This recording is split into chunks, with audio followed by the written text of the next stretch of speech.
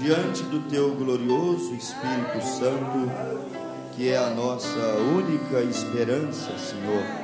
Esperança de paz, esperança de santidade, esperança de amor, esperança de vivermos uma verdadeira vida cristã. Nossa única esperança de um dia podermos fazer parte e subir naquele grande arrebatamento da Tua igreja, Senhor. Nessa manhã Tu és a nossa esperança, esperança para entrarmos além do véu no santíssimo lugar, aonde, Deus, existe um pão que não perece, um pão que alimenta a nossa alma espiritual. Querido Senhor, Deus bendito, venha estar conosco aqui nessa manhã de escola. Pai, da maneira como o Senhor tocou os nossos corações através dos hinos, através do trabalho das crianças, Deus, toque os nossos corações através da Tua palavra, Senhor, a ponto de que, se alguém entrou aqui desanimado, possa ser encorajado, entrou enfermo, saia curado, se entrou vivendo problemas, assolações espirituais, que esta seja a manhã da sua libertação, Pai.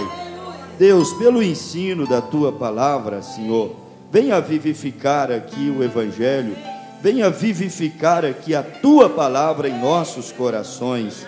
Toma tudo sobre o Teu controle, Senhor, que todas as coisas aqui nessa manhã possam cooperar, contribuir para o bem, Senhor, o bem dos Teus eleitos, o bem de cada um dos Teus filhos. Desde já entramos debaixo da Tua graça e do Teu sangue, também já fazendo menção do nosso culto de logo mais, onde estaremos reunidos para tomarmos a ceia, para participarmos da comunhão do Senhor, Pai. Condiciona, capacita cada um dos Teus filhos, pois entramos na Tua presença, admitindo, Senhor, a nossa insuficiência, admitindo que nós não podemos, não conseguimos, mas que em Ti nós somos mais do que vencedores. Nós somos nada, mas o Senhor é tudo, Pai. Nós estamos escondidos, descansados no Senhor, o nosso sacrifício perfeito. Toma o Teu lugar aqui nessa manhã e fala em os nossos corações, em nome de Jesus Cristo. Amém, Senhor. Bom dia, irmãos. Amém. Em nome de Jesus. Espero que você tenha dado também bom dia para o Espírito Santo nessa manhã. Dar bom dia é dar boas-vindas. Dê boas-vindas ao Espírito Santo aqui nessa manhã, para que você saia daqui com o coração abençoado, ajudado por Ele, que é o nosso desejo maior. Vamos abrir a nossa Bíblia em segundo livro de Reis. Segundo livro de Reis, capítulo de número 2. Deus abençoe o irmão Tiago e a irmã Gisele, que estão aí conosco mais uma vez. Um sacrifício muito grande para eles estarem aqui quase 4 horas, 3 horas e meia, parece, de viagem. E estão aí. Que Deus honre a fé de vocês, uma vez mais, em nome de Jesus Cristo. Daqui a alguns meses, talvez, vai facilitar um pouquinho para eles. O caminho vai encurtar por menos da metade. Por menos da metade, porque tudo está caminhando, cooperando, contribuindo para que um trabalho seja realizado na região metropolitana de Belo Horizonte. Vai ficar muito mais fácil para eles e para muitos irmãos que estão circunstancialmente sem poder caminhar, sem poder congregar. Mas Deus já está se movendo, é Ele que move os molhos, é Ele que cuida do seu povo. Creio que vai facilitar para eles. Reis, segundo livro de Reis, capítulo 2. Deram uma notícia errada aqui, falaram que eu estava cheio de afta, com a boca ferida. Não estou, viu? Estou bem. Quem está com afta, a boca ferida, é o Josué. Era só um problema agudo, agravado de rinite alérgica, e aí estava sentindo muita falta de ar.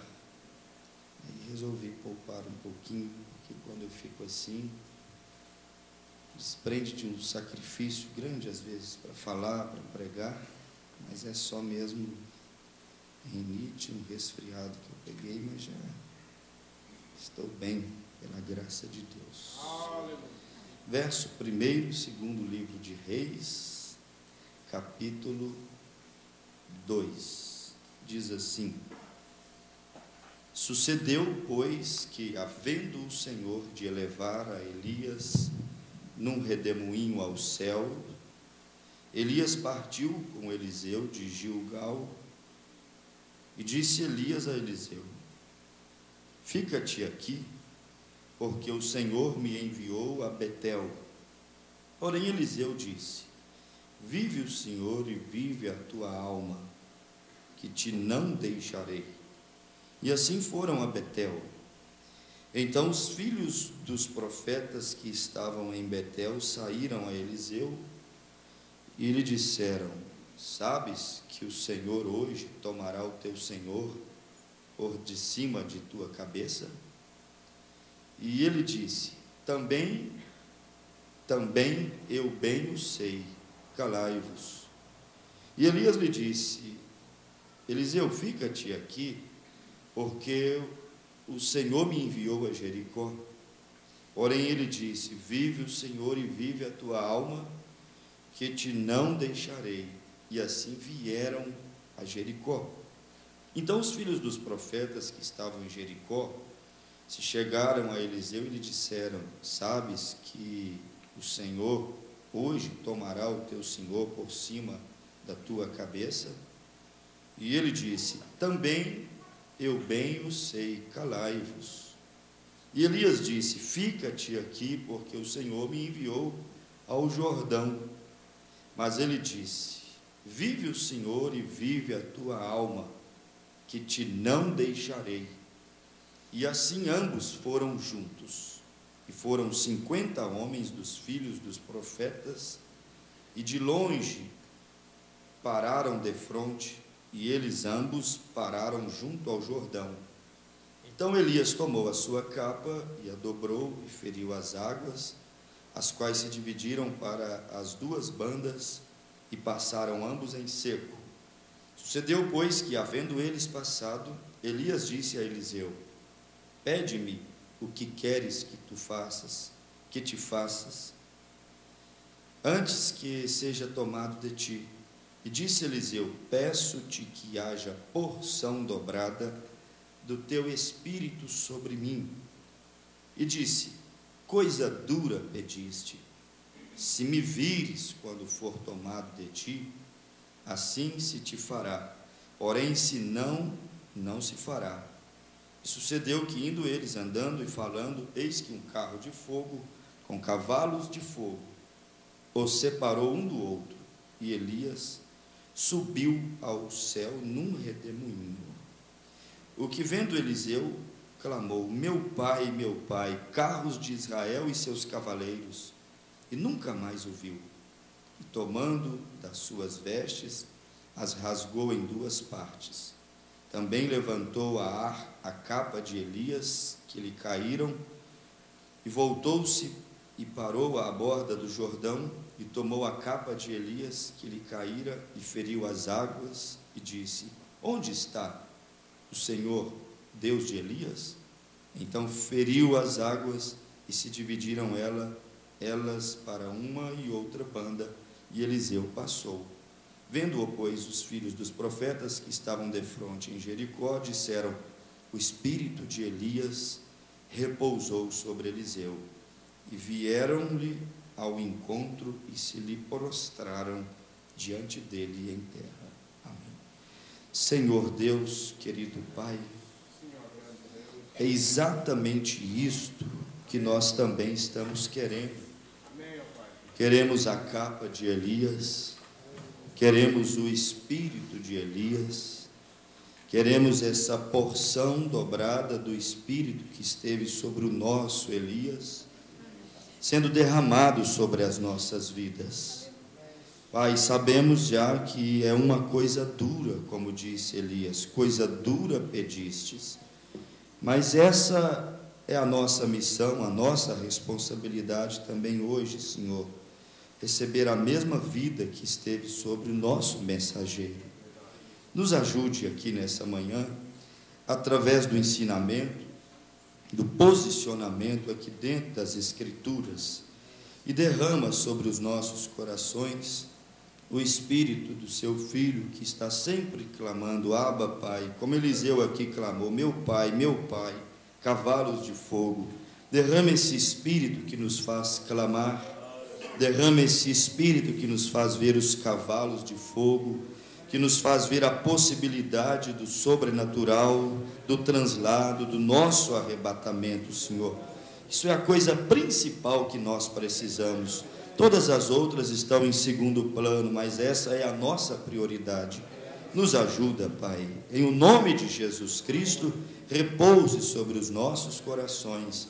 Em nome de Jesus Cristo. Amém, Senhor. Podeis assentar, irmãos.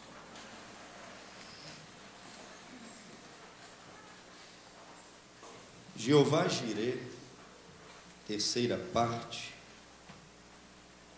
O profeta diz assim: em uma dessas manhãs haverá uma transformação. Mas lembre-se, isto virá apenas para a semente real. A vinda de Jesus será tão secreta que o restante das pessoas não saberão nada a respeito disso por um tempo. Vocês sabem que provavelmente não haverão muitos que farão parte daquela noiva. Assim como foi nos dias de Noé, quando 8 almas foram salvas pela água, assim será na vinda do Filho do Homem. Estreita é a porta, apertado é o caminho, mas poucos serão os que encontrarão. Você pode me dizer, haverá milhões ali. Eles são todos os que foram, claro, redimidos através de 7 eras da igreja. Mas aquele lugar, no rapto, naquele dia, onde temos chegado bem agora, o que sucederá em esses dias? Serão poucos. Eles irão dizer, agora vocês sabem, aqui estamos nós em um período de tribulação, e eu pensei que haveria um povo que seria raptado antes da tribulação. Eles dirão isto. Esta é a verdade. Não a igreja, mas a noiva. A igreja passará pelo período da tribulação, mas a noiva será raptada. A noiva está redimida.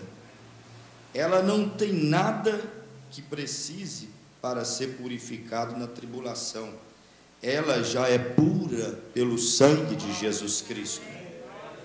O Espírito Santo tem vindo sobre a noiva, a tem purificado e a noiva já tem se aprontado. Isso é muito interessante. E a noiva já tem se aprontado.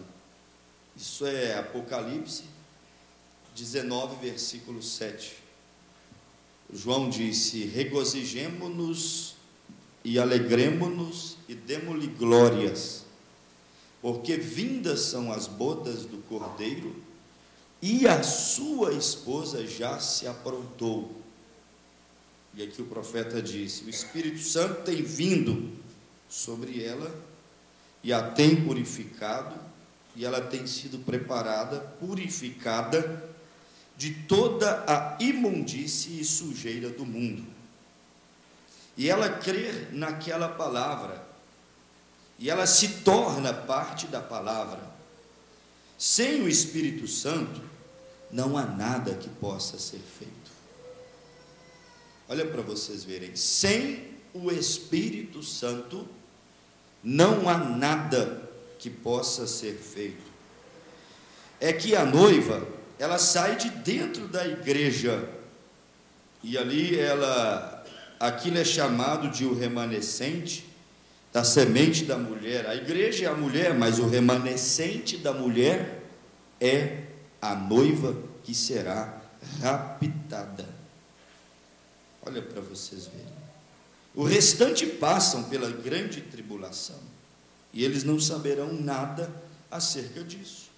Vocês sabem, uma vez depois que todas as escrituras, Isaías 3, Malaquias 3, Isaías 40, que fora profetizado sobre João Batista, uma vez que aquilo estava cumprido, então João já havia vindo exatamente como dizia as escrituras, e os discípulos de Jesus vieram e disseram: por que dizem os escribas que Elias deve vir primeiro? E Jesus respondeu a eles: Elias já veio e vocês não conheceram. Aí o profeta disse: assim se dará o rapto da igreja. Muitos discípulos de Jesus nada souberam sobre o cumprimento de Malaquias 13 e de Isaías 40. A vinda de João, um profeta no espírito de Elias, que veio precursar o caminho do Senhor. Eles ficaram assim: como pode ser? Estamos com o Messias, mas e o precursor? Nós nem o conhecemos. Não dizem os escribas, a lei, não diz os profetas, que ele teria que vir antes do Messias? Não tem alguma coisa fora do lugar? Aí Jesus disse: veio, vocês não conheceram, falaram e fizeram dele, com ele, tudo quanto quiseram e bem entenderam. Aí o profeta disse: assim será o rapto da igreja. Assim, da mesma maneira, eles não o souberam. Agora, poderia ser em um desses dias, a qualquer momento, e você poderia então dizer: mas e o rapto? Ele já veio e você não soube. Haverá essa resposta. Haverão dois em um caminho, um será tomado, o outro deixado. Em uma cama, um tomado, o outro deixado. Vocês sabem, há várias centenas de pessoas desaparecendo da terra todos os dias. De qualquer maneira, você sabe, eles já não podem dar conta disso. E apenas pense nisso, a tristeza. Aquelas pessoas continuarão pregando, crendo que estão sendo salvas, oferecendo a misericórdia, quando a misericórdia já terá sido tirada da terra junto com a noiva. Oh, irmão, isso é uma segurança muito grande para nós. Enquanto a noiva está aqui, a misericórdia está aqui na terra. O profeta disse: a misericórdia será tirada da terra junto com a noiva. Enquanto a noiva estiver aqui, a misericórdia está conosco aqui ainda, irmãos. Isso é uma segurança, isso é um consolo. Você crê que você faz parte desse corpo místico, essa noiva que fará parte do arrebatamento? Então, enquanto você estiver aqui, você tem que crer que a misericórdia está aqui em seu favor. E se você crê que ela está em seu favor, você não vai ficar fora da sua comunhão, porque você sabe que a misericórdia está aqui por causa de você, por causa de mim, por causa de nós. Então o profeta diz: mas quando o rapto acontecer, e a misericórdia houver sido tirada junto com a noiva, então muitos seguirão oferecendo graça, salvação, misericórdia, e o rapto já terá acontecido. Aí o profeta disse: Noé entrou na arca, a porta foi fechada por detrás de si pela mão de Deus. Então não é o homem que fecha a porta, é a mão de Deus. Então não é o homem que tira a misericórdia, é a própria mão de Deus. O profeta disse: a porta foi fechada pela mão de Deus. O sol levantou-se e se pôs por 7 dias antes de chover. antes que alguma coisa pudesse acontecer. E as pessoas continuaram pregando, continuaram zombando e tudo mais, não sabendo que a única misericórdia que eles tiveram já estava encerrada para eles.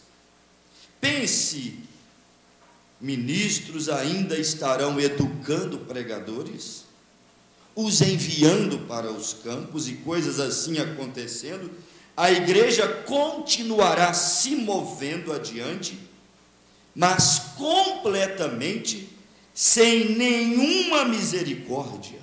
Que Deus tenha compaixão de nós, irmãos. Que Ele nos ajude a seguirmos nos movendo somente enquanto há misericórdia, porque qualquer passo, qualquer coisa feita sem a misericórdia de Deus é trabalho em vão, é espírito religioso, e será para nossa própria frustração e condenação. Mas o profeta diz: seguirão completamente sem misericórdia. Mas lembra disso, isso aqui desmonta muita coisa. Esse seguirão sem nenhuma misericórdia, o profeta associou com após a partida da noiva dessa terra. Enquanto essa noiva estiver aqui nessa terra, nós estamos caminhando com a misericórdia de Deus. Eles seguirão sem nenhuma misericórdia. Quando? Quando um for tomado e o outro deixado. Quando? Quando nossos corpos forem transformados. Seguirão sem nenhuma misericórdia, sem qualquer coisa, completamente cortada, fora. O rapto tem acontecido. Quando ele diz tem acontecido, ele está narrando um evento futuro. Ele se transporta para aquele evento, e ele agora está naquele quadro, quando a igreja está caminhando sem misericórdia, educando os seus pregadores, abrindo a sua igreja, pregando salvação. Ele está lá num evento após o arrebatamento e narrando aquela história como se fosse no presente. Aí quando as pessoas não compreendem isso, elas criam ismos, elas fazem doutrinas. Aí o profeta diz: o rapto tem acontecido, mas com os olhos fechados e sem revelação. Alguém logo poderia vir e dizer: ó, está vendo, o irmão Branham diz que o rapto já tem acontecido, e que a igreja já está caminhando sem nenhuma misericórdia mais sobre a terra. Assim nascem as coisas. Que o sujo suje-se ainda, e o limpo se limpe mais. As escrituras dizem isso: já veio e vocês não souberam. Pense naquela noite, amigo, pense naquela noite, amigos, e observe o que vai acontecer. Não há nada no mundo que pode confortar-lhes agora, a não ser a palavra de Deus. Veem, não há outra esperança, sua nação, em nenhum lugar. Nós estamos carcomidos até o caroço. Vocês sabem disso, o comunismo tem carcomido toda a coisa, isso tem sido falado, isso será daquela maneira, ele não irá impedir isso. A Bíblia diz que seria desta maneira. Então você não pode impedir isso, isso é tudo. Mas estejam prontos, o rapto virá. É a única coisa a fazer, se aprontar para o rapto daquela noiva. Tessalonicenses 4,17 disse que nós seremos transformados como Abraão foi, levados em um corpo diferente. Agora o corpo velho de Abraão foi transformado juntamente com Sara em um corpo novo para cumprir a promessa. Nós, a noiva, também seremos transformados com a fé de rapto para cumprirmos a promessa. Agora é de pensar. Nós, a noiva, também seremos transformados com a fé de rapto para cumprirmos a promessa. Quer dizer, existe uma coisa chamada fé de rapto, que sempre a gente fala alguma coisinha e nunca poderemos deixar de falar para não perdermos o foco maior, para não desalinharmos a mira do nosso rifle. O profeta diz: você tem que alinhar essas duas miras para poder acertar o alvo. Nós não podemos esquecer disso. Existe uma fé de rapto para poder ser alcançada. Amém. Para alcançarmos essa transformação que o profeta está dizendo, para podermos sermos aquele que será tomado naquele dia, e não aquele que será deixado, porque ele disse, um tomado, outro deixado. Isso é claramente Mateus 25, noiva, ou seja, virgens prudentes e virgens nécias. Estarão os dois numa cama, porque a noiva e a nécia, elas estão basicamente no mesmo lugar. Há nécias nas denominações, existem, mas o maior celeiro de virgens nécias é a mensagem, irmãos. Não se engane, porque ambas escutaram a voz que soou à meia-noite e saíram ao encontro do noivo. Então, a mensagem, ela tem essa noiva? Tem. Esse remanescente da igreja? Tem. Mas a igreja da mensagem é um grande celeiro de virgens nécias, que naquele dia a prudente é tomada e a nécia é deixada, e poderão até estar ambos deitados, dormindo numa mesma cama, um sendo noiva eleita, prudente, e o outro ou outra sendo nécia. Ambos poderão estar no trabalho, um poderá ser prudente, outro poderá ser nécia, e ambos, um levado, o outro deixado. Ambos poderão estar assentados nas mesmas cadeiras, ouvindo a mesmíssima mensagem, mas um será levado e o outro será deixado. Isso aqui é uma realidade que o profeta colocou diante de nós, que não tem como fugir. E não tendo como se espremer e para onde escapar, o que é que nós temos que fazer? Senhor, eu estou consciente da minha responsabilidade, me ajuda a estar preparado naquela manhã que essa trombeta soar. Eu quero estar preparado, porque que me adiantaria ganhar o mundo inteiro e perder o meu arrebatamento? Então é uma responsabilidade muito grande, irmão, que nós temos diante de nós mesmos, um desafio que temos diante de nós mesmos e diante de Deus, que é nos prepararmos para o nosso arrebatamento. Não existe isso de que o pastor é o único responsável pelo arrebatamento da alma da igreja. Não há tal coisa como isso. Sim, ele deve trazer uma mensagem, ele deve se preocupar, ele deve proporcionar ambiente, ensinamentos, mensagens que responsabilize, que preocupe, que traga cobrança interior, quando o assunto é esse, vinda do Senhor. Mas há uma responsabilidade que cabe a cada um de nós, individualmente. Na tua casa, cuide do teu arrebatamento. No teu trabalho, cuide do teu arrebatamento. Na tua maneira de se relacionar, cuidemos do nosso arrebatamento. É uma responsabilidade que cada um de nós devemos assumir. E eu sei que os membros da noiva de Cristo que serão arrebatados, eles assumirão essa responsabilidade. Essa será a maior preocupação dos eleitos.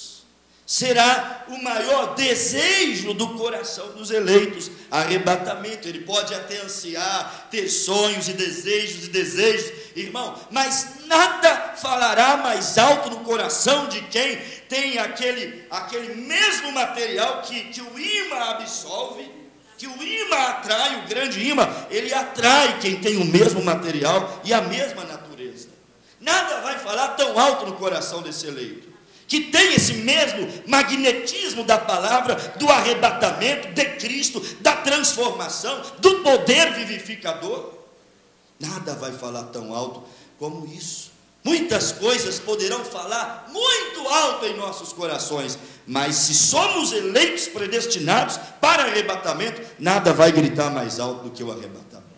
Por isso que nós não nos embaraçaremos em coisas que poderia eventualmente comprometer o nosso arrebatamento. Se compromete o arrebatamento, queime. Se compromete o arrebatamento, abra mão. Se compromete o arrebatamento, Abraão, se for preciso, separe de Ló. Se compromete a promessa se cumprir, a transformação chegar e o Isaac aparecer, separe-se de Ló ou de tudo que tiver de separar, porque o arrebatamento é a pedra principal dessa noiva, dessa igreja. Se não for assim, nós não estamos compreendendo ou ainda não assimilamos o tamanho da responsabilidade que está diante de nós, que é conquistar essa fé de arrebatamento, essa fé especial, que é, irmãos, isso é indiscutível, que é receber esta porção dobrada que Eliseu recebeu. Porque para ser arrebatado, olha, nós vamos ter que receber uma porção dobrada aí. Amém? Você e eu temos que receber uma porção dobrada para sermos arrebatados. Porque o irmão Brana diz assim, ó, com a fé que nós temos hoje, de mal cura divina, o profeta disse, nós não poderemos ser arrebatados. Com a fé muitas vezes superficial que nós temos, irmão, às vezes de não conseguir desatar alguns nós tão simples que surgem em nossa caminhada, em nossa vida, em nosso convívio de cristão. Só com essa fé superficial ainda nós não conseguiríamos ser arrebatados. Então o profeta, irmão Brana, ele vem e diz que será necessário uma fé de rápido. Você deseja essa fé? Essa fé gloriosa de arrebatamento. Senhor, essa igreja deseja a fé de arrebatamento. Que venha nos faltar. Peço a Deus que não nos falte, mas que venha, se for necessário, nos faltar qualquer coisa, mas presenteie-nos com a fé de arrebatamento. Não nos deixe faltar a fé de arrebatamento. Não importa se sobra adversários, não importa se falte amigos, não importa se falte compreensão, não importa se falte família, o que não pode faltar é fé de arrebatamento. Senhor, manda a fé de arrebatamento, é o maior desejo dessa noiva. Fé que me faz sobrenatural, fé que faz o meu lar sobrenatural, fé que faz meu casamento sobrenatural, fé que faz uma igreja sobrenatural andando aqui nessa terra.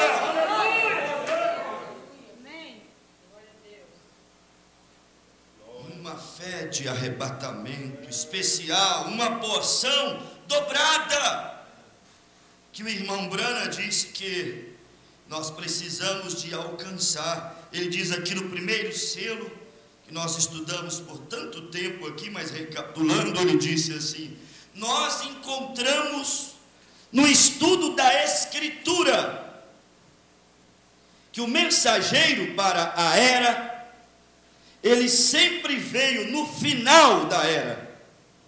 Preste atenção nisso. Todas as vezes, Paulo veio no final de sua era. Nós descobrimos que Irineu veio no final da era, Martim no final da era, Lutero no final da era católica, Wesley no final da era luterana, os pentecostais no final da era metodista, da santificação. O mensageiro sempre vem no final da era anterior. Quando está acabando no finalzinho de uma era, Deus vem e traz um mensageiro. Aí o profeta disse assim, ó, e no final da era pentecostal, estamos supostos a receber, de acordo com a palavra, segundo a ajuda que Deus me der nesta manhã, para lhes mostrar aqui que nós, no final da era pentecostal, estamos para ver, receber um mensageiro, que tomará todas as pontas soltas que estão sobrando ali, e ele revelará o segredo de Deus para dar à noiva a fé de rápido. A mensagem do irmão Brana revela os segredos de Deus com um objetivo: dar à noiva a fé de rápido. Mas ele disse assim, ó, no final de cada era que vem o seu mensageiro. Interessante isso. Nós, como já passamos mais de 100 anos da era de Laodiceia, aí muitos dizem assim: estamos no finalzinho da era de Laodiceia. E o irmão Branham disse que no final de cada era Deus manda o seu mensageiro. É tempo de recebermos um mensageiro. Aí levanta um na África, aí levanta outro nos Estados Unidos, aí levanta outro no Brasil, aí levanta um monte de mensageiros e diz assim: ó, as eras estão no final. E agora Deus levanta um mensageiro no final de cada era. Este é o entardecer da era, esta é a meia-noite. Deus me levantou, Deus me enviou. O profeta, ele estava prevendo, precursando que viria um mensageiro no final da era. Entendeu tudo errado. Foi bem no finalzinho da era de Filadélfia, irmão. Em 1904 estava havendo o avivamento galês na Inglaterra. No finalzinho da era de Filadélfia veio um avivamento que durou um pouco tempo, e logo depois aquilo escureceu, aquilo se apagou, e quando aquilo estava se apagando, no finalzinho da era de Filadélfia, nasceu William Branham, o mensageiro. No final de uma era, Deus enviou outro mensageiro, já dentro da era de Laodiceia, chamada de Era Pentecostal. E a Era Pentecostal, 1906 em diante, a Era de Laodiceia, ela começou ali com aquele derramamento dos dons espirituais. E quando os dons espirituais foram derramados, irmãos, não passou nem 4, 5 anos, já havia personificação por todos os lados. E aquela era que iniciou ali, 1906, a era de Laodiceia, a era pentecostal, agora ela já estava acabando, ela já estava morrendo, ela já estava escurecendo, porque os dons espirituais já estavam personificados. A ponto de quando o irmão Branham foi um jovem, 20 e poucos anos de idade, quando ele foi naquele avivamento pentecostal, ele viu um falando em línguas, outro interpretando, o dom era verdadeiro, mas as vidas eram impuras. O profeta disse: um era um genuíno santo de Deus, que vivia uma vida limpa, o outro, que interpretou as línguas, ou que falou, ele era casado com uma morena, mas estava envolvido em um relacionamento com uma loira, e o profeta disse: eu quero entender isso. E Deus mostrou para ele o sol e a chuva, beneficiando joios e trigos, e Deus mostrou a ele que a vocação e os dons são dados sem nenhum arrependimento, bem ali no início, quando o irmão Branham era um bebê batista, saindo com roupa do meio dos batistas para migrar como um mensageiro para o meio dos pentecostais. Ele chegou e o sistema já estava corrompido. Ele chegou e as pregadoras já estavam no púlpito. Ele chegou e o batismo já estava errado. Isso é 1924 até 1928, mais ou menos. Quando ele chegou, o evangelho já estava totalmente pervertido. E ele achou que tinha encontrado o creme do leite. Quando ele viu os dons, quando ele viu a cura, quando ele viu aquele movimento. Mas aí ele descobriu que aquela era pentecostal estava escurecendo e morrendo, e que no final daquela era pentecostal, Deus estava enviando a eles um mensageiro. Então ele entendeu que ele veio com uma mensagem para chamar os pentecostais de volta à palavra original. E quando ele ficou relutante ouvindo a sua sogra, enchente em 1937, mortos e mais mortos, destruição e mais destruição. Por quê? Porque ele ouviu uma voz paralela e não foi cumprir o seu ministério, que era levar uma mensagem para a era pentecostal, os pentecostais, chamá-los à restauração doutrinária da palavra, chamá-los à genuína restauração da árvore noiva, a genuína restauração dos dons espirituais. Eles não entenderam que o mensageiro veio ali bem no finalzinho daquela era pentecostal, trazendo uma mensagem que realmente daria à igreja a condição, não só para falar em línguas, o que está correto, não só para interpretá-las, o que deve haver, não só para ter sabedoria, não só para ter ciência, não só para ter milagres, o que deve haver. O irmão Branham disse: e são frutos da árvore noiva, deve acompanhar a árvore noiva. É Bíblia, então deve acompanhar essa igreja da mensagem. Amém. Mas o profeta irmão Branham, ele veio com uma mensagem especial, chamando um povo para sair de Laodiceia e então agora se assentar, como nós estamos assentados, em lugares celestiais, recebendo diretamente de Deus. Irmão, o profeta diz que quem ouve o mensageiro do dia, está recebendo diretamente de Deus. Louvado seja Deus. Quem recebe de Deus, chegará aonde Deus determinou para chegar. Recebe e ouve de Deus, não pode dar em outra coisa senão a fé de arrebatamento. A vida que habita dessa semente irá se manifestar. Se temos uma semente eleita de arrebatamento, quando o sol bate, quando a chuva cai, essa vida sai para fora, irmãos. Se somos noiva, a vida dessa noiva, a vida desse arrebatamento, a vida desse poder transformador, isso irá se aflorar nessa noiva, é impossível. E o profeta vem, quero ler um pouquinho mais, ele vem e disse: o mensageiro vem ao final da era, revelando todo o segredo de Deus para o rapto da igreja. Todo o segredo de Deus já foi revelado para a noiva, não foi, irmão? Tem mais nada para poder ser revelado, já foi tudo revelado, mas aqui diz que ele vem no final da era e revela todo o segredo de Deus. Desde 1963, que absolutamente todo o segredo de Deus já foi desvendado para essa noiva. Aí o profeta segue: então vem aqueles 7 trovões misteriosos que são revelados nos selos, que nem mesmo estão escritos, mas estão ali codificados na simbologia da Bíblia. Isto é certo. Eu creio que é através desta mensagem, dos 7 selos dos últimos dias, dos 7 trovões, que será revelado nos últimos dias, a fim de reunir a noiva para a fé de rapto. Você está interessado nisso? Fé de rapto. Porque com o que temos neste momento, lembrando que aqui, irmãos, nesse momento que o irmão Branham estava falando do parágrafo 75, ele estava apenas começando a pregar o primeiro selo, ainda faltava o segundo, o terceiro, o quarto, o quinto, o sexto, o sétimo. O livro não estava totalmente aberto para ele naquele momento, mas hoje já está totalmente aberto para nós esse livro.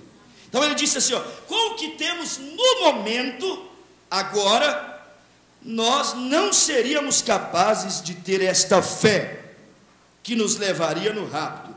Aí está algo que devemos avançar em direção. Nós dificilmente podemos ter fé suficiente hoje para a cura divina.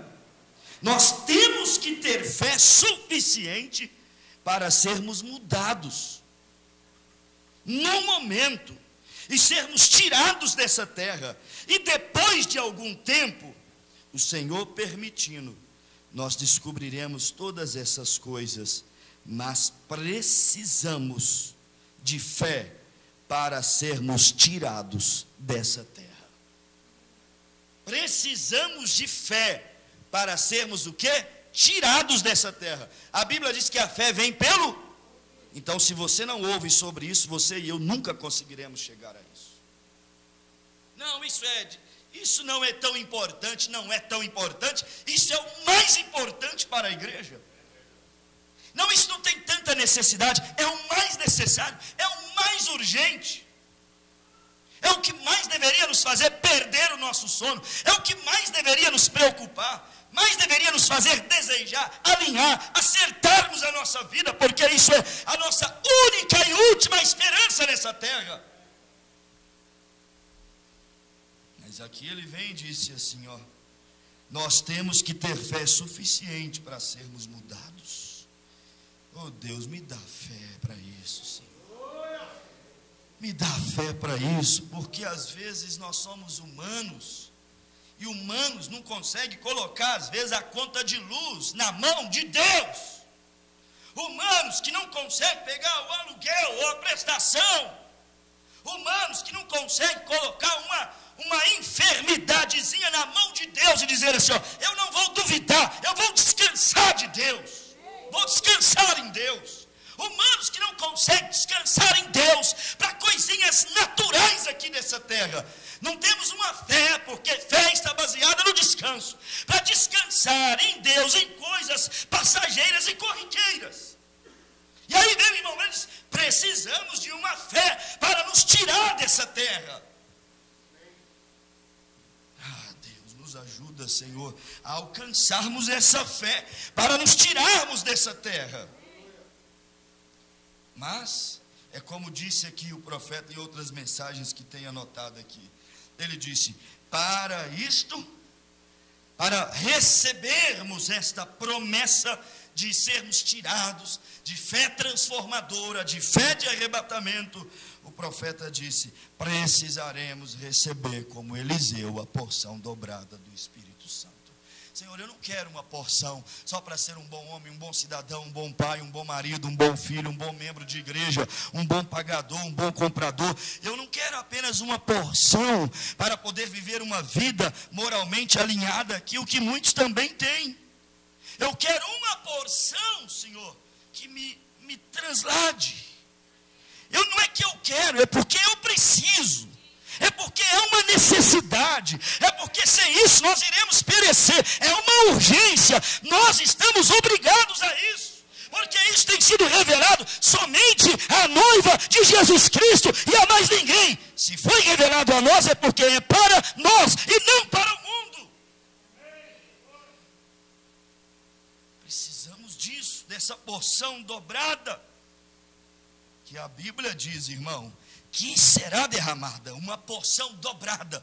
Uma porção dobrada. Nós vamos entrar num estudo aqui. Joel, abra aí. Joel, capítulo de número 2. Eu gostaria que isso ficasse bem cravado, bem captado no coração de cada pessoa.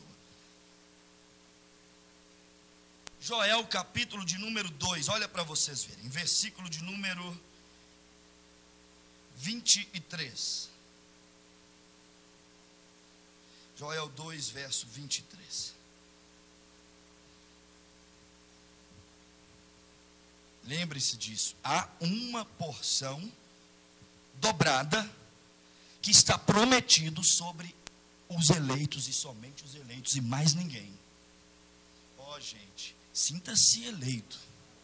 Sinta-se eleito, porque se você falar eu sou, porque na verdade não é o que você diz ser também, é você se sentir, eu sou e eu me sinto um eleito, eu me sinto um amado por Deus, eu me sinto um escolhido para poder fazer parte desse plano estabelecido por Deus. Há uma promessa, olha para você ver Joel 2, versículo 23, nós começamos a entrar nesse assunto lá no encontro, mas requer tempo e tempo para essas coisas. Verso 23 diz assim, ó: e vós, filhos de Sião, Joel 2, 23, e vós, filhos de Sião, regozijai-vos e alegrai-vos no Senhor, vosso Deus, porque Ele vos dará ensinador de justiça. Então espera aí, irmãos, olha que coisa gostosa. Agora conecta isso, não precisa de abrir, a João 17, verso 26. E Ele, se eu não for, Ele não enviará o Consolador de justiça, que virá em meu nome. Quer dizer, olha, o ensinador de justiça. Joel 2, versículo 23, está fazendo uma promessa de que Deus enviaria um ensinador de justiça. E Jesus, quando subiu ao céu em Pentecostes, diz que o ensinador de justiça desceria. Então nós sabemos que o ensinador de justiça é quem? É o Espírito Santo. Ele é o ensinador de justiça. Amém? Agora olha as promessas de Deus feitas para nós. Enviará o ensinador, vos dará o ensinador de justiça, e fará descer a chuva, a temporã e a serôdia no primeiro mês. Então, irmãos, pare um pouquinho, para não ficar sem compreensão. Aqui diz que quem viria e traria essas duas chuvas? O Espírito Santo, que é o ensinador de justiça. Então, o Espírito Santo viria e traria em um tempo só, em uma estação só, uma porção dobrada, porque está falando de duas chuvas. Se está falando de duas chuvas, se está falando de dois derramamentos no mesmo momento, então está falando de uma porção dobrada. Se é porção dobrada que está sendo prometido, irmão, está sendo prometido para Eliseu, está sendo prometido para a noiva. Há uma porção dobrada prometido para essa noiva. E essa porção dobrada é que restaura por completo essa igreja, até ela ser tal como ele o é hoje, glorificado, irmão. Essa porção dobrada. Então aqui diz que ele derramaria a chuva temporã e também a chuva serôdia no primeiro mês. Você sabe o que é a chuva temporã? A chuva temporã, irmãos, pare um pouquinho. Ela é a chuva da semeadura. Ela é a chuva da primavera, a chuva temporã. A chuva temporã é aquela chuva que é para você lançar a semente. O irmão Brana chamou essa chuva de a chuva do ensinamento. Mas aqui diz que não cairia apenas a chuva do ensinamento. Porque só ensinamento, sem a chuva serôdia, que é a chuva da colheita, do amadurecimento, que é a chuva do poder, que é a chuva do resultado, que é a chuva do fruto no galho. Sem a chuva serôdia também a obra fica incompleta. Portanto, aquele que começou em vós esta boa obra, com a chuva temporã da semeadura na primavera, a chuva temporã, a chuva do ensinamento, ele aperfeiçoará até o tempo da chuva serôdia, até o tempo de colher os frutos para o celeiro.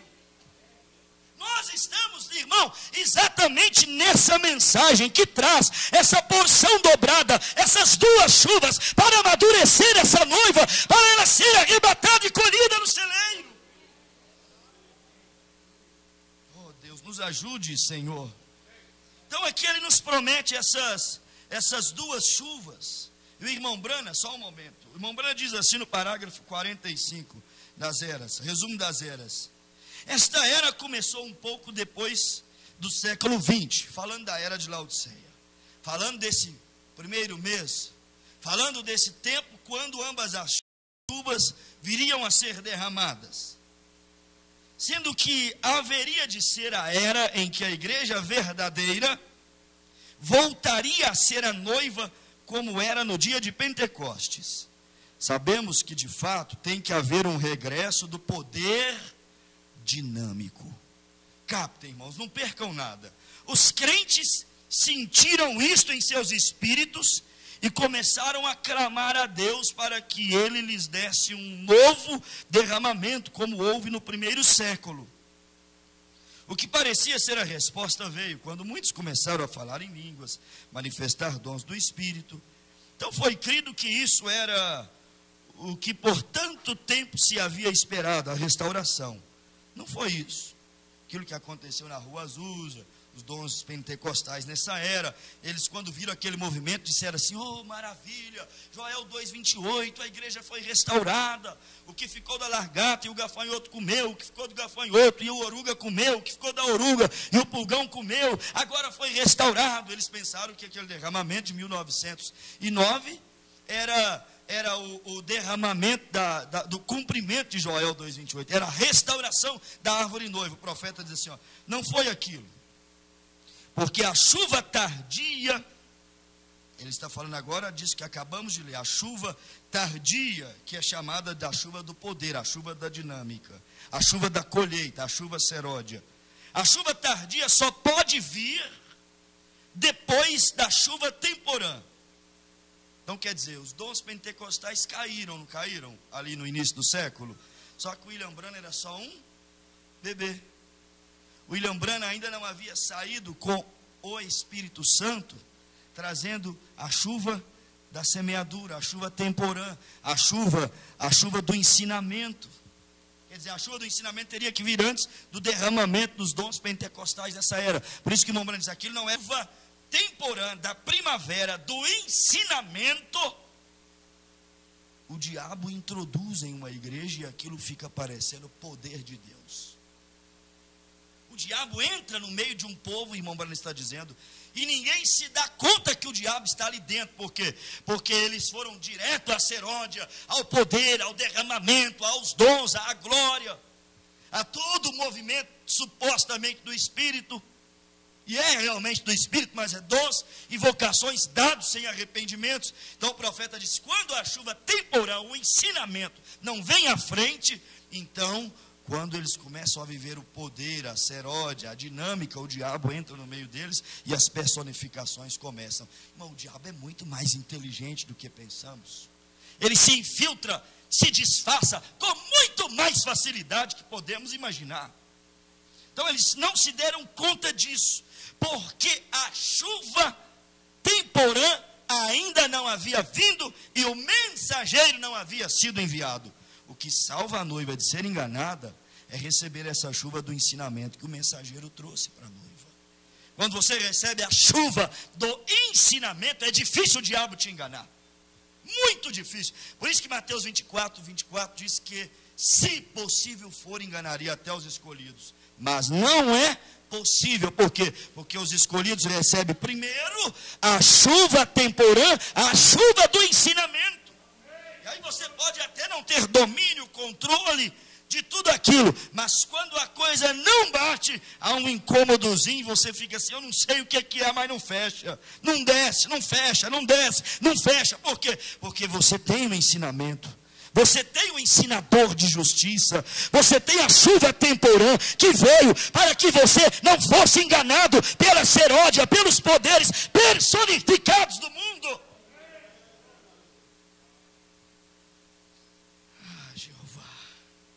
Aí ele segue, e logo para provar que isso não era verdadeiro, essas pessoas, mesmo antes da segunda geração tivesse surgido, os pentecostais, organizaram e escreveram as suas doutrinas não baseadas na Escritura, e edificaram cercas, assim como fez cada grupo anteriormente. Recorde, Judas estava sobre a terra, ao mesmo tempo que Jesus estava. Cada um deles veio de um espírito diferente, e com a morte de ambos, cada um voltou para o seu próprio lugar. O Espírito de Cristo mais tarde veio sobre a verdadeira igreja, e o Espírito de Judas veio mais tarde sobre a falsa igreja. Esta é exatamente a verdade, está em Apocalipse, capítulo 6, verso 1. Você sabe o que é Apocalipse 6, verso 1? São os 4 cavaleiros, o branco, o vermelho, o negro e o amarelo, nos 4 primeiros selos. Olha, irmãos, a gravidade das coisas. Olha quem é o cavaleiro que cavalgou esses 4 cavalos. Mambra diz, não é cavaleiros de cavaleiro diferente, é o mesmo cavaleiro, mas os cavalos mudam de cores. O profeta diz assim, ó, o Espírito de Cristo voltou sobre a verdadeira vinha em Pentecostes. E ele disse assim, ó, e Judas morreu, e o Espírito de Judas veio sobre a falsa vinha. E aqui no resumo das eras o profeta diz assim, ó, e Judas regressou montado em um cavalo branco com um arco na mão, sem flechas.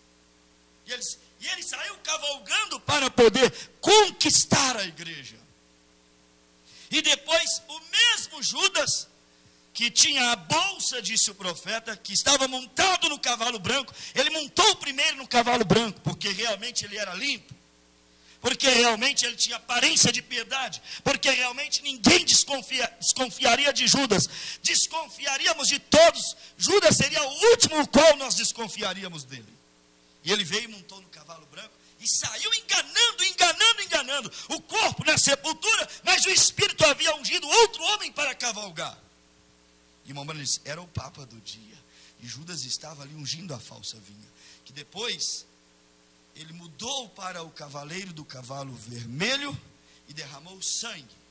E depois ele mudou para o cavaleiro do cavalo negro e começou a fazer aquilo que ele fez desde a era primitiva, negócios. Ele tinha uma bolsa e começou uma medida de trigo por 1 dinheiro, 2 medidas de cevada por 2 dinheiros. E aí o Espírito Santo veio e diz assim, ó, lá você entregou o mestre, lá você traiu a igreja, mas aqui não danifiques, não toque no azeite e não toque no vinho. Era o mesmo Judas que estava cavalgando sobre a falsa vinha. querendo destruir. Era o mesmo Judas. Irmão, olhe como tudo na Bíblia está bem ligado e é questão de espírito. O que diz a Bíblia lá em Joel, capítulo 1, verso 4, e Joel 2, 28? Que os anos que foram consumidos pela lagarta, pelo gafanhoto, pela oruga e pelo pulgão, seriam restituídos e restaurados. Aí o irmão Brana faz a associação dessa lagarta, desse gafanhoto, dessa oruga e desse pulgão com o cavalo branco de Apocalipse 6. O cavalo negro, o cavalo vermelho e o cavalo amarelo. Ele falou assim, é o mesmo besouro destruindo a árvore em estágios diferentes. É o mesmo cavaleiro, só mudando as suas estratégias ao longo das 7 eras da igreja. O mesmo besouro de Joel 1:4, de Joel 2:28, é o mesmo besouro, é o mesmo inseto venenoso que caminhou ao lado de Jesus, chamado Judas Iscariote, que depois morreu e voltou em forma espiritual, e então agora começou a cavalgar naqueles 4 estágios de cavalos de Apocalipse, capítulo 6. Aí no meio disso tudo, irmãos, o inimigo veio o quê? Destruindo a igreja, roubando sua fé, roubando sua adoração, roubando sua pureza, roubando seus frutos, roubando a sua vida. Mas aí nós temos a promessa aqui divina da parte de Deus, de que Deus viria e restauraria. Restauraria como? Derramando uma porção dobrada sobre a igreja. Isso é tremendo, irmãos. Isso é uma coisa profunda agora. Parece simples por já termos ouvido, mas é profundo. Depois que essa igreja é totalmente destruída, como disse o irmão Brano, estamos corroídos até o caroço. Depois que esse espírito de Judas cavalga esses 4 insetos, esses 4 cavaleiros dos 4 primeiros selos do Apocalipse, ele deixa a igreja só no caroço, como diz o irmão Brano, totalmente corroída. Mas aí tem uma promessa que não é para o mundo inteiro. Tem uma promessa que é para você, que faz parte da noiva de Cristo. Restituir-vos-ei os anos que Judas, a lagarta, Judas, o gafanhoto, Judas, a oruga, Judas, o pulgão comeu. Restituir-vos-ei os anos que o cavaleiro do cavalo branco, vermelho, negro e amarelo corroeram. Restituir-vos-ei, quer dizer, Deus prometendo um derramamento sobre a igreja para restaurá-la por completo. E quando ele promete, irmão, este derramamento de restauração, eu li aqui com vocês. Vamos voltar aqui à escritura, está aberto aí, Joel 2:23. Olha aqui, Deus prometendo uma coisa para nós. Ele diz assim, ó, verso 23, e vós, filhos de Sião, regozijai-vos e alegrai-vos no Senhor. Espera aí, dá para regozijar e se alegrar no Senhor? Joel vai falar de lagarta, gafanhoto, oruga e pulgão. Joel vai falar de Judas que voltaria em forma desses 4 cavaleiros para destruir a igreja. Mas antes dele começar a falar, ele diz assim, vós, filhos de Sião, regozijai-vos e alegrai-vos no Senhor. Espera aí, regozijar porque a lagarta vai comer o fruto, porque vai cortar a folha, porque vai destruir a casca, porque o pulgão vai chegar na raiz. Não! Regozijar porque a soberania de Deus sabia que o diabo viria contra a igreja, mas no último dia ele viria para restaurar essa igreja à imagem e semelhança de Deus. Aleluia! Nós somos um povo que está em processo de restauração plena. Oh, meu Deus, louvado seja o nome do Senhor. Mas olha, como é que Deus iria restaurar essa igreja? E vós, filhos de Sião, regozijai-vos e alegrai-vos no Senhor vosso Deus, porque Ele vos dará ensinador de justiça, e fará descer chuva, a temporã e a seródia no primeiro mês. Aleluia! Irmão, este primeiro mês foi bem lá também, porque isso é uma escritura de sentido composto. Duplo cumprimento, bem lá no primeiro mês, na primeira dispensação da era da graça, quando Jesus estava na terra, o ensinador apareceu com a chuva temporã. O que é a chuva temporã? A chuva da primavera, a chuva da semeadura, a chuva do ensinamento. Isso é a chuva temporã. Deixa marcado aí Joel, capítulo 2, não desmarca. E vamos a Lucas, capítulo 1. Só um momento, para vocês verem uma coisa. Olha que coisa gloriosa. Eu quero trazer um ensinamento aqui para ficar cravado no seu coração. Isso é uma coisa necessária. Lucas capítulo 1, bem rapidinho, irmãos. Lucas capítulo 1, versículo 1, encontraram? Diz assim, verso 1, olha para vocês verem, ó. Tendo, pois, muito empreendido, pôr em ordem a narração dos fatos que entre nós se cumpriram, segundo nos transmitiram os mesmos que os presenciaram desde o princípio e foram ministros da palavra. Pareceu-me também a mim conveniente transcrevê-lo a ti, ó excelentíssimo Teófilo, por sua ordem, havendo-me já informado minuciosamente de tudo desde o princípio, para que conheças a certeza das coisas de que já estás informado. Agora vamos a Atos, eu quero conectar essas duas escrituras. Atos capítulo 1. Você viu aqui Lucas se tomando conhecimento de tudo minuciosamente, se informando de tudo minuciosamente, detalhe por detalhe. Aí nós chegamos a Atos capítulo 1, a Bíblia vem e diz assim, ó: fiz o primeiro tratado, ó Teófilo, acerca de tudo que Jesus começou, não só a fazer, mas a... Então Jesus ensinou. Se Jesus ensinou, Jesus então nesse primeiro mês, primeiro dia da era cristã, ele trouxe a chuva, alguém lembra aí? Temporã, que é a chuva do ensinamento. Então Jesus, ele não só fez fazer e derramar poder, é o que? Chuva seródia, poder dinâmico. Mas só que Jesus não só trouxe seródia e poder dinâmico, Jesus primeiro ele ensinou. Então lá no primeiro mês Jesus trouxe ambas as chuvas. Ele trouxe o ensinamento para a igreja cristã, e depois ele veio e trouxe o poder dinâmico, a chuva do amadurecimento dos frutos. Só que é uma escritura de sentido composto, duplo. Se cumpriu lá, não se cumpriu? Mas, tal como a primeira igreja, será a última igreja. Jesus disse, eu sou o alfa e o ômega. E a igreja, o irmão Brand disse, ela é a mesma coisa. Ela também é a igreja alfa, a igreja ômega. Por isso que o profeta diz que a mensagem de Elias, ela vem para convergir, ela vem para poder trazer a igreja de volta à fé primitiva, à fé dos nossos pais. Quer dizer, tal como a primeira igreja. Então a história, ela se repete mais uma vez sobre a terra. Tal como Jesus derramou lá a chuva do ensinamento a temporã, e a chuva seródia, o poder e a dinâmica, ele vem aqui nessa última era da igreja, e ele promete aos eleitos, irmãos. Não foi assim em Esmirna, em Pérgamo, em Tiatira, em Sardes, em Filadélfia, e não foi assim com os pentecostais dessa era. É assim somente com a igreja noiva. A seródia genuína desceu no dia de Pentecostes sobre a igreja primitiva. O poder, o Espírito Santo desceu operando naquela igreja.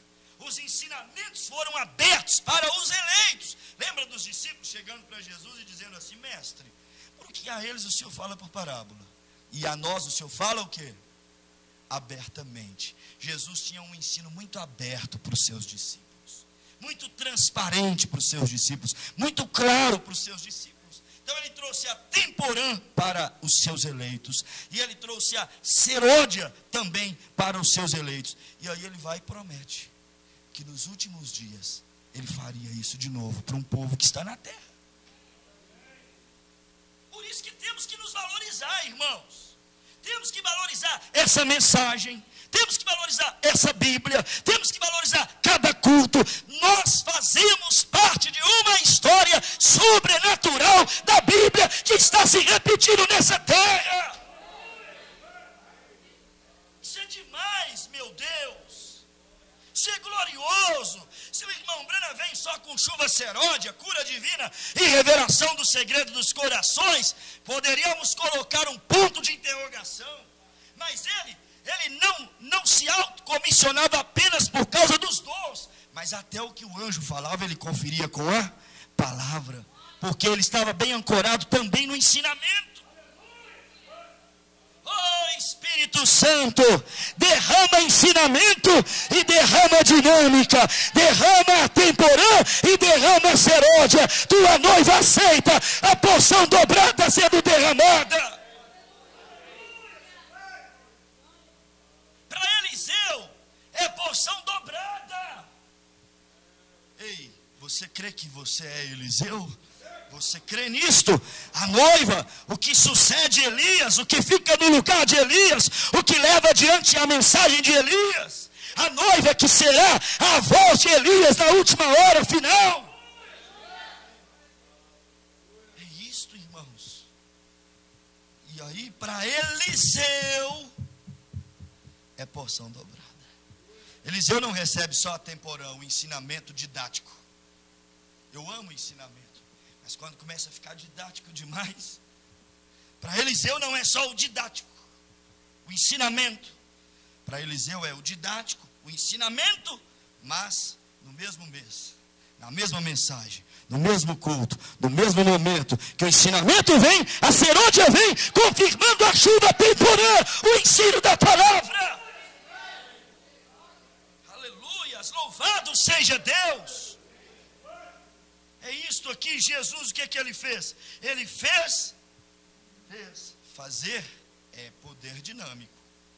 Mas ele ensinou.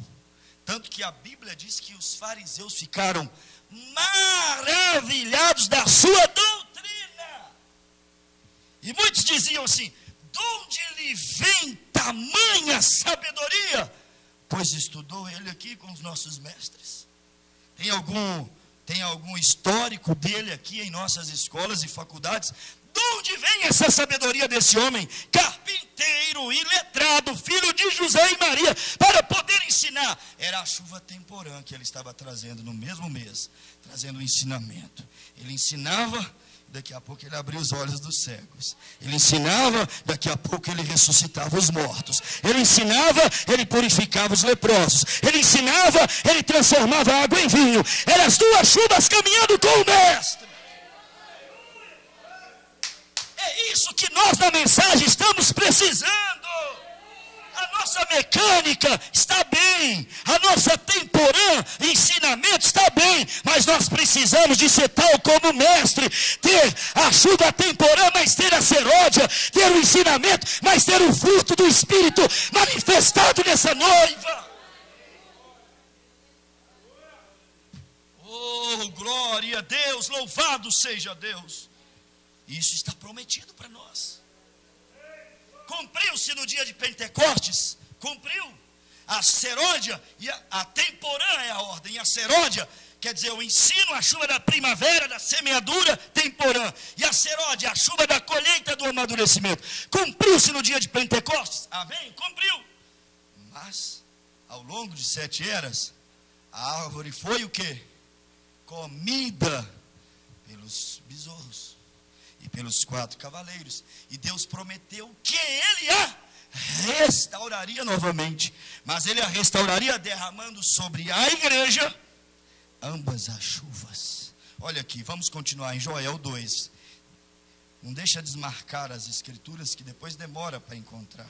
Joel capítulo 2, vamos continuar aqui.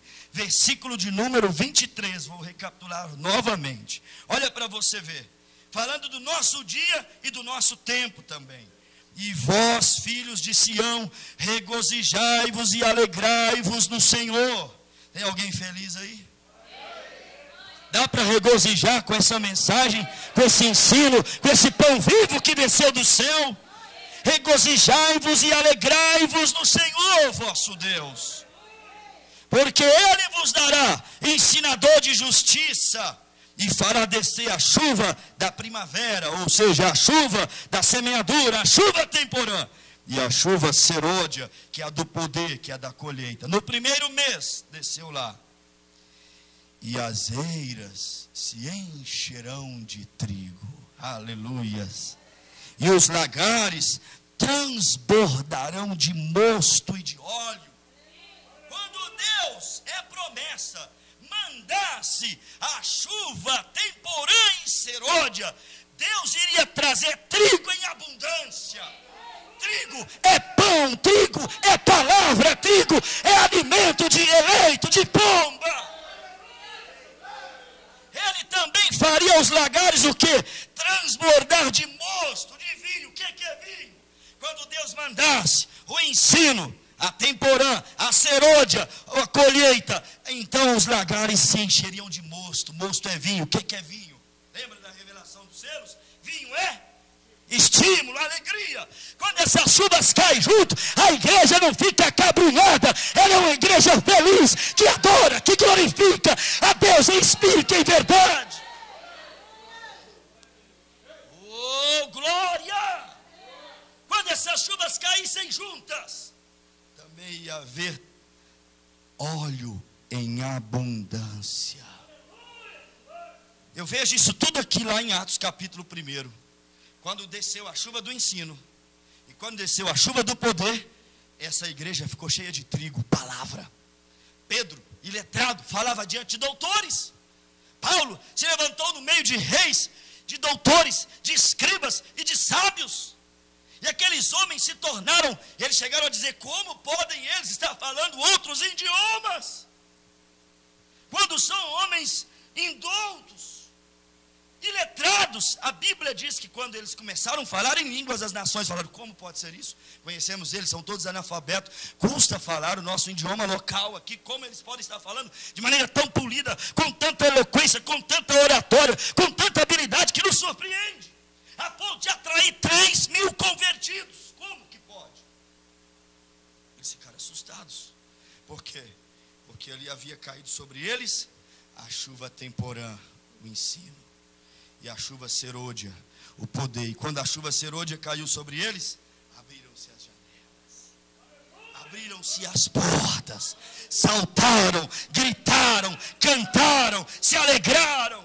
E o ímpio disse: isso é mostos de vinho. E Pedro levantou e disse: bem, não é esse mosto de vinho que você está pensando, mas é vinho também, porque a temporã e a serôdia caiu, e o nosso lagar transbordou de estímulo e de alegria pela palavra. Oh, glória! A palavra tem que revigorar, tem que alegrar, tem que mexer com a alma dos eleitos. Aleluias, louvado seja Deus. Estão mostos de vinho. Fique sabendo, toda a casa de Israel, que estas mulheres, estes homens que vocês escutam gritando e dançando aqui, saltitando, não estão bêbadas de cachaça, mas é apenas a 3ª hora do dia. Mas não ignoramos, disse Pedro, que esta é a promessa de Joel 2, que tem se cumprido sobre nós, disse Pedro. A temporã desceu, agora a serôdia desceu, e quando ambas descem, não tem como segurar o eleito. Ele vai ser movido pelo óleo, pelo mosto e pelo trigo de Deus. As duas chuvas, irmãos, é muito fácil discernir o falso e o verdadeiro. As duas chuvas, o ensinamento e o poder, a temporã e a serôdia, tem que trazer obrigatoriamente, para se alinhar com assim diz o Senhor, trigo, não conjecturas humanas e interpretações. Tem que trazer mostos, ou mosto, e tem que trazer óleo. Se não trouxer essas 3 coisas para o cristão, tem alguma coisa errada. Tem que trazer trigo, palavra, tem que trazer mosto, estímulo, alegria para ser um cristão eleito dessa mensagem.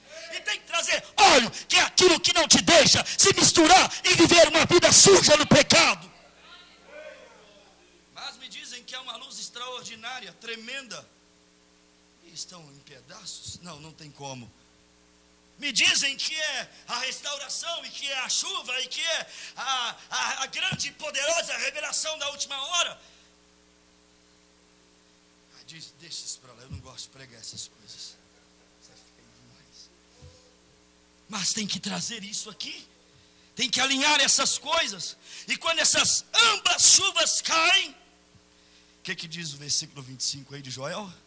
Diz assim, ó: e restituir-vos-ei. Começou a chover, gente.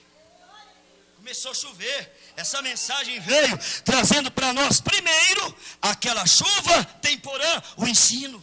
Começou a chover. Aleluia. E quando começou a chover, começou a restauração. Restituir-vos-ei os anos que foram consumidos pelo gafanhoto e locusta e o pulgão e a oruga, o meu grande exército que enviei contra vós. Aí quando começa a restauração, interessante, eu vou ler um parágrafo para vocês. O irmão Branham cita esta escritura de Joel 2:25, aqui ó, no parágrafo 101 da mensagem: quando os seus olhos se abriram, eles o conheceram. Aí quando o profeta cita essa escritura, o profeta diz assim: agora, irmão Branham, você diz, está ficando tarde. Agora, que hora estamos vivendo? Qual é a escritura, a promessa que nós temos de Deus a respeito do dia que nós estamos vivendo? Para o que é que estamos aqui? Que bem isso faz? Aí o profeta diz, ó, estamos vivendo bem próximo a alguma coisa. Temos testificado em vão? Não. Dizemos-nos que cremos estar ele vindo? Dizemos. Cremos em sua presença visível? Cremos. Cremos que ele está vindo pela segunda vez? Cremos. Ou será que estamos enganando a nós mesmos? Ou verdadeiramente cremos nisso? Aí o profeta disse, examine a escritura. Hebreus 13:8 diz que ele é o mesmo ontem, hoje e eternamente. É isso certo? A congregação responde, amém. Ele prometeu aquilo, é a escritura. Ele prometeu, João 14:18, aquele que crer em mim fará as obras que eu faço. Eu estou apenas criando aqui um pano de fundo para algo. Ele, parágrafo 106, ele prometeu para esta hora, Joel 2:28, e a seguir, o que ficou da largata, o comeu o gafanhoto, o que ficou do gafanhoto, comeu a oruga, o que comeu da oruga, o comeu o pulgão, e assim por diante. Diferentes estágios. A igreja, ela foi totalmente destruída naqueles estágios daqueles predadores. Aí o profeta diz assim, tornará a igreja a viver uma vez mais? Aí ele responde assim, sim. Foi considerado um dia um caso até sem esperança para os homens, mas Deus disse, restituir-vos-ei os anos que foram consumidos pelo gafanhoto, a largata, a oruga e o pulgão. O que eles consumiram, eu trarei nos últimos dias novamente. O que os luteranos deixaram, os metodistas comeram. O que os metodistas deixaram, os pentecostais comeram. Mas, neste último tempo, Deus levanta Malaquias 4, verso 5. Eis que Elias vem, diz o profeta. Elias vem, eis que vos envio o profeta Elias, antes que venha o grande e terrível dia do Senhor. Vê você, Deus restaurando a árvore noiva, através do ministério de Elias uma vez mais. Oh, meu Pai, Joel 2:28, você pode ver? Nós também descobrimos que Joel 2:28 vem em Lucas 17, versículo 28. E porventura encontrará fé na terra do Filho do Homem, quando ele se manifestar. Vem, o Filho do Homem há de se manifestar, trazendo uma palavra de restituição para aquela árvore nova.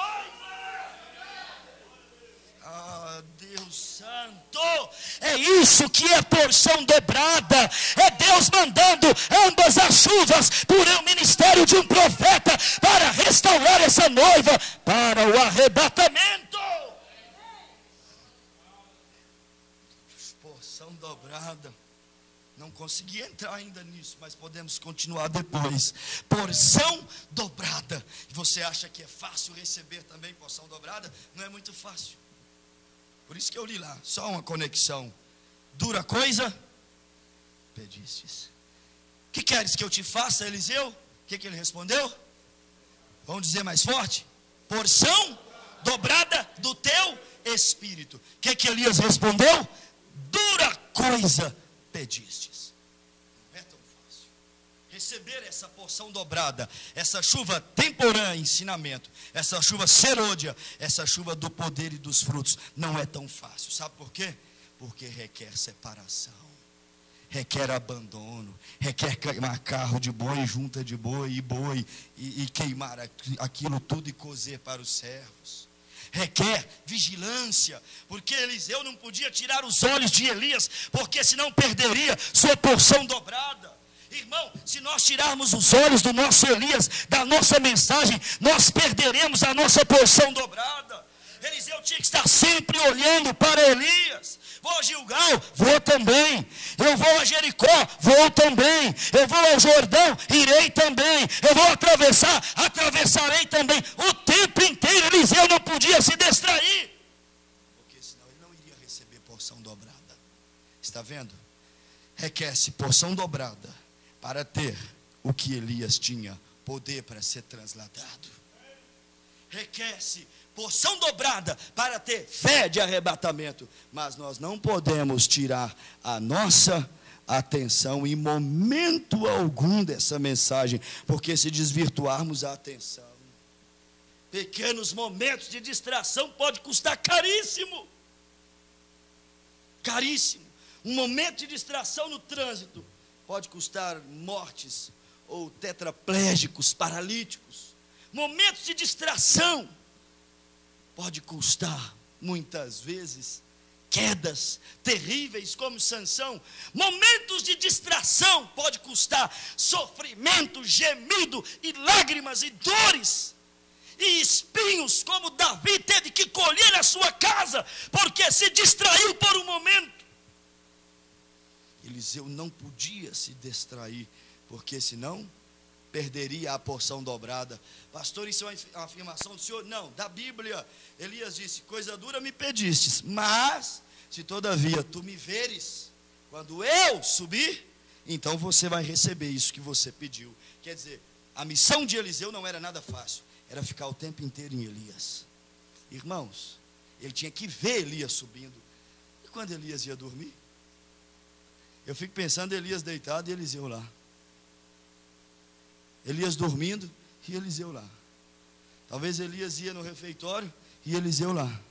Elias ia no banheiro e Eliseu, será o que fazia? Talvez ficava por ali, parado por ali, o tempo inteiro. Eu tenho que ver o momento que o meu Senhor partir. Se eu não ficar apercebido, eu não vou receber. Jesus disse: estáis, pois, apercebidos. Se nós nos distrairmos, o peso de Eliseu era ser ininterruptamente vigilante.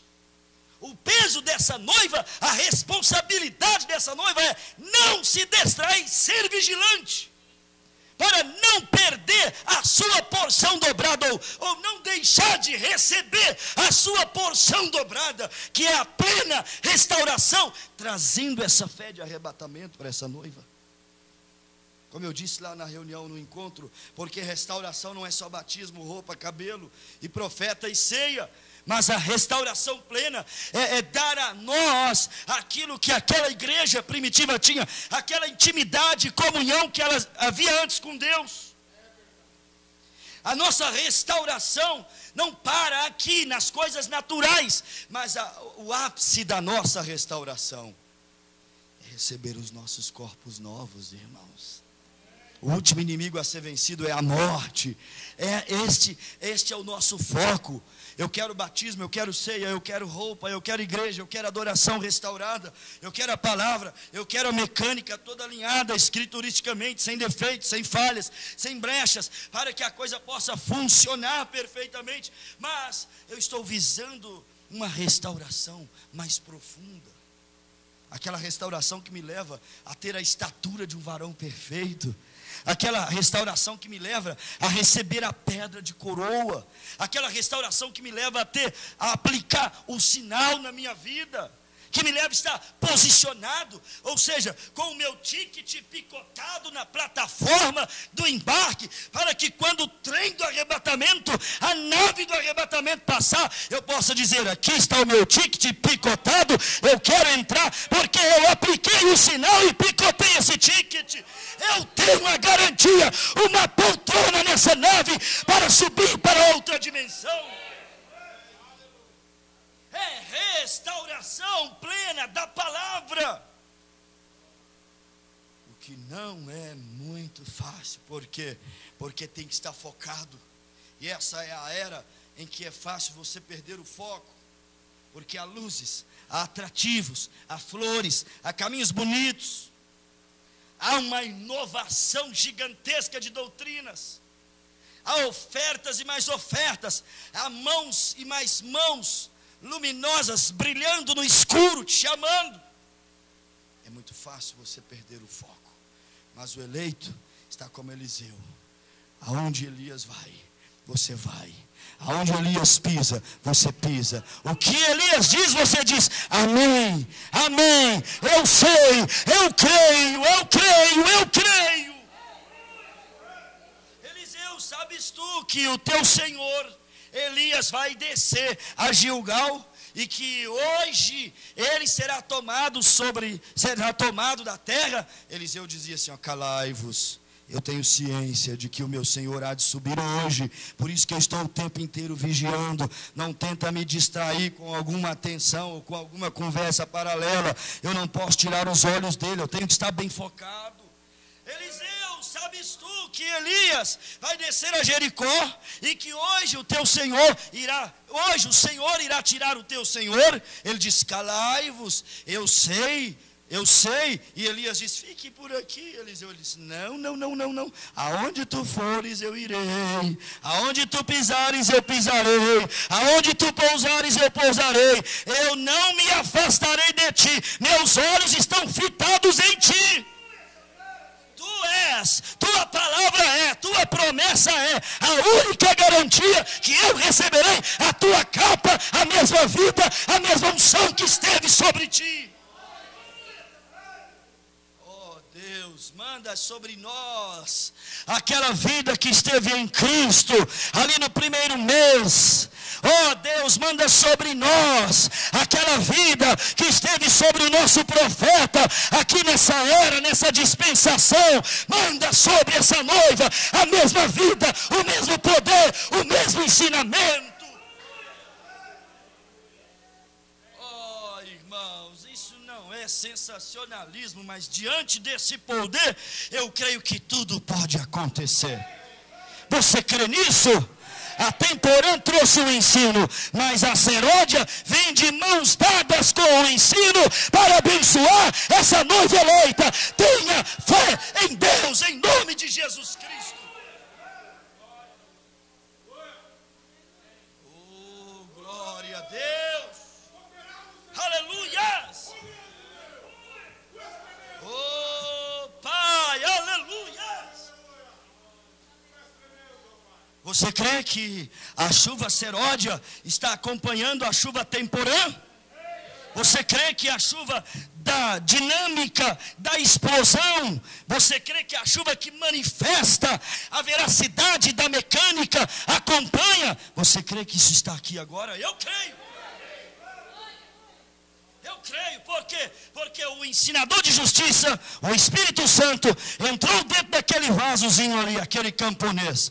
E quando o ensinador de justiça entrou ali dentro, o ministério do Filho do Homem se manifestou, trazendo a restauração da árvore noiva. E hoje, nós estamos aqui, recebendo de quem? William Branham? Não, do ensinador de justiça, que usou aquele vaso, usou aquele corpo. O ensinador de justiça também está trazendo a chuva seródia. Em nome de Jesus Cristo, receba a tua cura. Em nome de Jesus Cristo, receba a tua libertação. Em nome de Jesus Cristo, vivifica essa palavra na tua vida, no teu coração. Você crê nisso? Fica de pé e glorifica a Deus. Você crê no poder da palavra? Você crê na palavra? Glorifica a Deus. Recebe a tua cura. Recebe o que você precisa.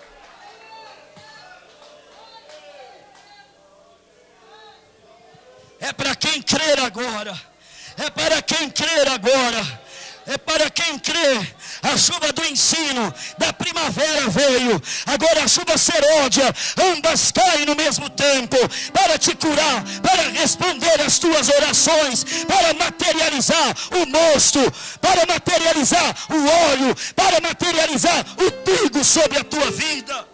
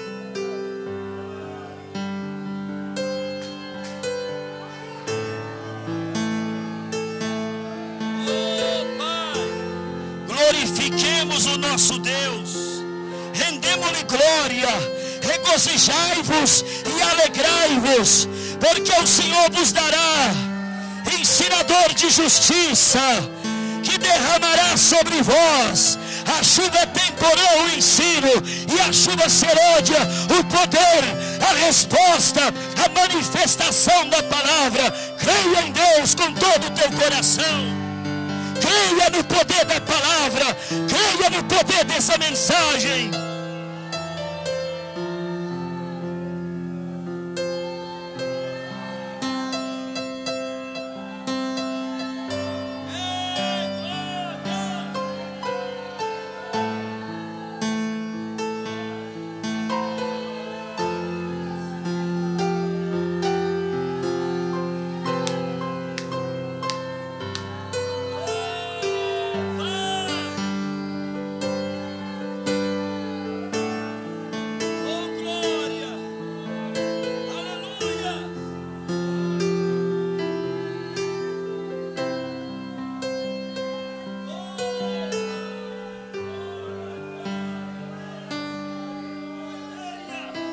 Essa chuva vai restituir tudo aquilo que você perdeu. Ele irá restituir. Há uma unção para restituição.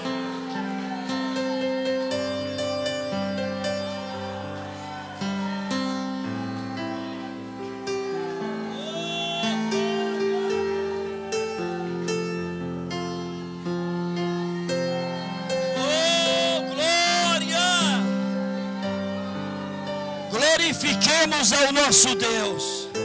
Tudo aquilo que o diabo te roubou, ele vai ter que devolver. A chuva está caindo, o ensinador de justiça já desceu. Isso já está operando em parte entre nós. Vai chegar à sua plenitude.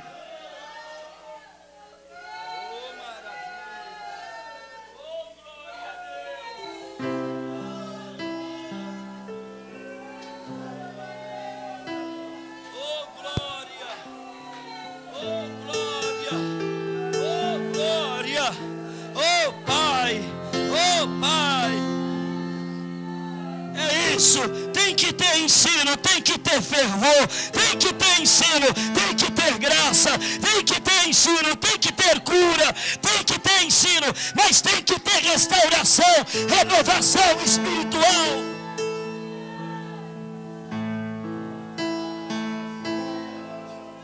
Os planos que foram embora, sonho que se perdeu, que era festa e agora é luto do que já morreu. Não podes pensar que este é o teu fim, não é o que Deus planejou. Levante-se do chão, erga o clamor, restitui. Eu quero de volta ao que é meu. Sara-me e põe teu azeite em minha dor. Oh, glória. Restitui, me leve minhas águas tranquilas.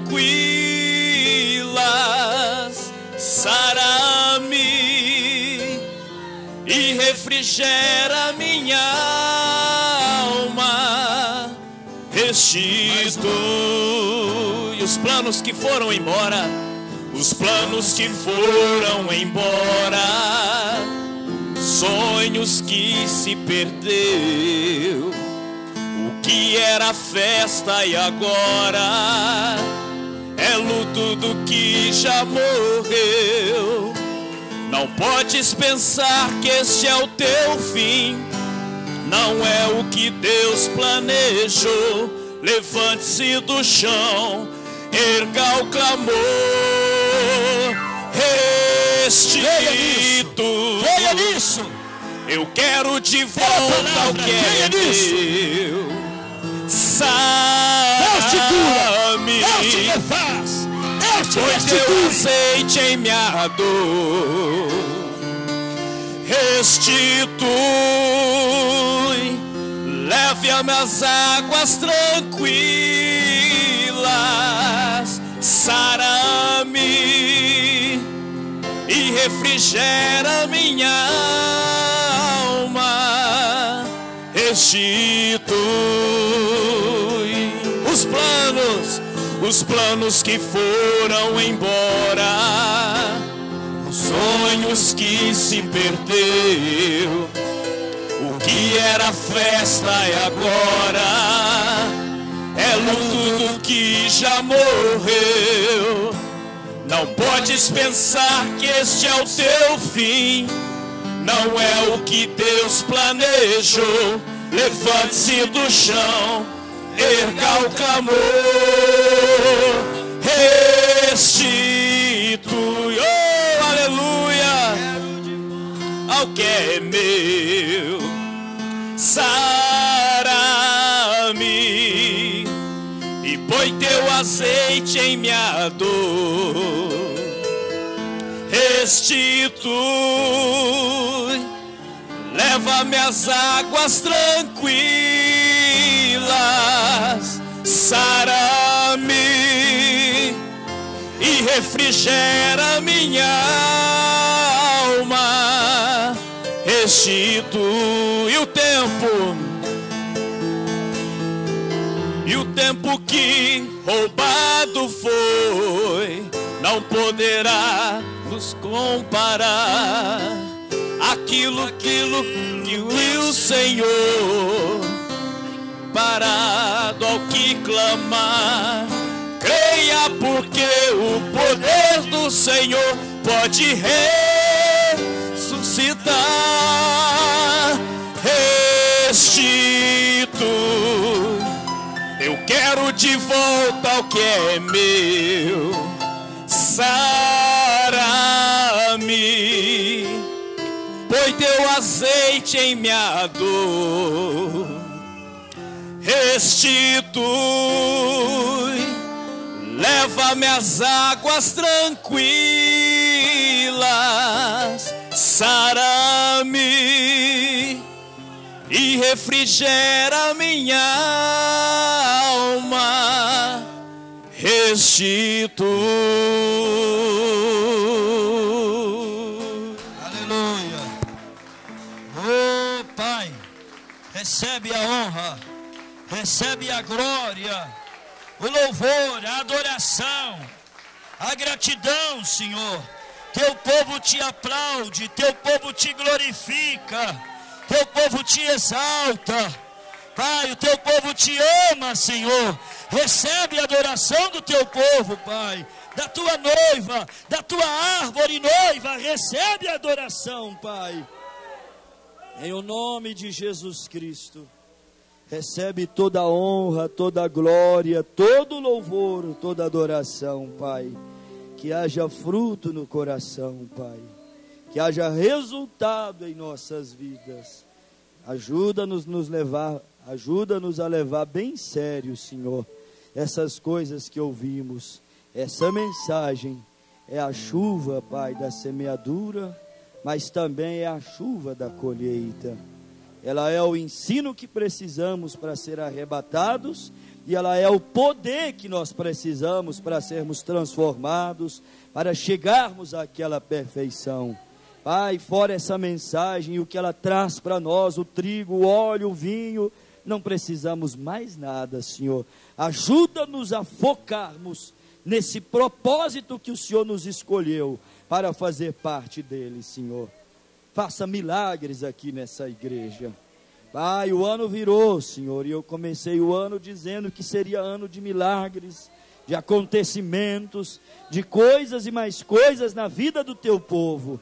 Já temos visto muitas coisas acontecendo, Pai, mas ainda resta mais muitos meses para o ano terminar. Dá tempo do Senhor fazer muita coisa ainda aqui, Senhor. Dá tempo de milagres acontecer. Dá tempo do teu poder se materializar. Dá tempo de milagres, ó Pai, vir fazer parte da vida, história do teu povo, aqui nessa cidade, aqui nessa igreja, Pai. Em nome de Jesus Cristo, que seja, Pai, meses, semanas, um restante de anos, se houver um fim desse ano, de respostas e acontecimento. Uma vez mais reafirmo essa inspiração diante do teu povo, Senhor, confiando em Ti para cumprir a Tua palavra, para se desvelar, se mostrar perante o teu povo, Senhor. Em nome de Jesus Cristo, eu entrego os teus filhos em Tuas mãos e logo mais te peço graça, misericórdia, para estarmos aqui ceando com o Senhor. Muito obrigado pelo teu favor e amor nessa manhã, em nome de Jesus Cristo. Amém, Senhor. Amém. Deus abençoe, irmãos, e até logo mais na Santa Ceia do Senhor. Mantenha isso cravado no seu coração. Essa mensagem traz ambas as chuvas para a sua vida. A temporã, a da semeadura, o ensino, a serôdia, o poder, a colheita. Vá em paz, em nome de Jesus, e receba porção dobrada do Espírito Santo